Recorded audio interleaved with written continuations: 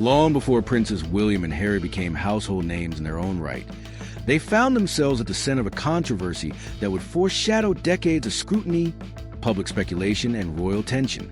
The episode involved not only the young princes, but also their father, King Charles, then the Prince of Wales, and highlighted the unique pressures faced by members of the British royal family, even during moments that seemed at first to be private or mundane. At the time, William and Harry were still children, growing up in the shadow of the monarchy, but in many ways, sheltered from its full weight.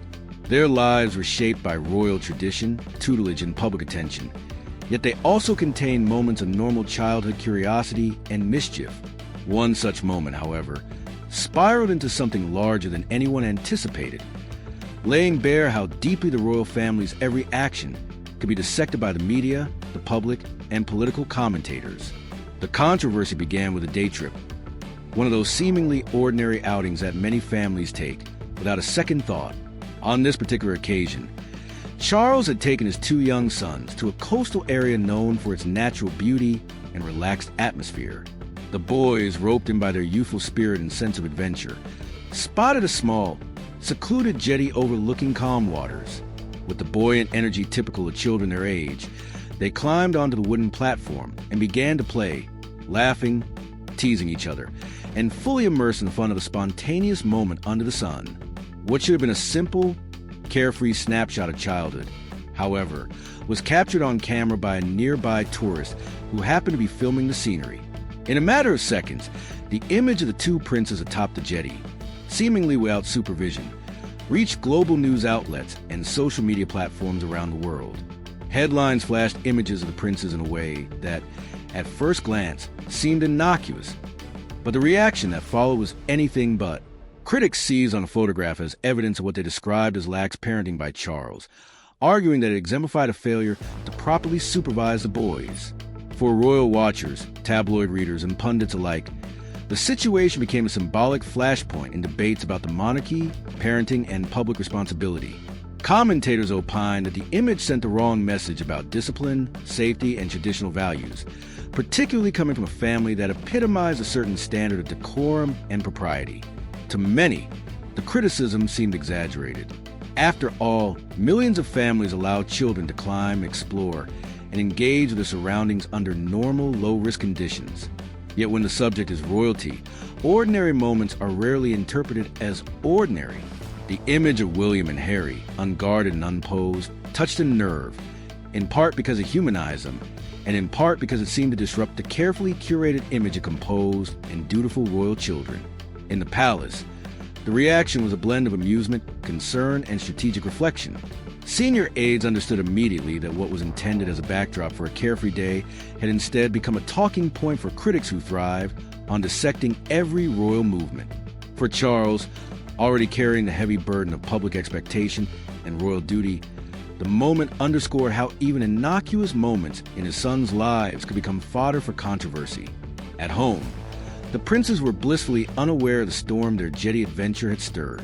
For William and Harry, it was another day of fun, laughter, and childhood freedom, not a political flashpoint or symbolic talking point. It was only later, as palace staff prepared official responses and advisors considered how to frame media commentary, that the implications of the moment began to take shape.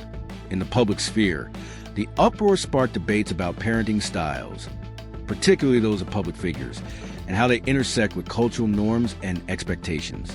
Some commentators suggested that Charles was too lenient, allowing his sons too much freedom, while others argued that the critique revealed deeper societal anxieties about authority, risk, and childhood. The image became a canvas onto which a range of projections and judgments were made, from critiques of royalty to discussions about how children should be raised in the spotlight of global attention.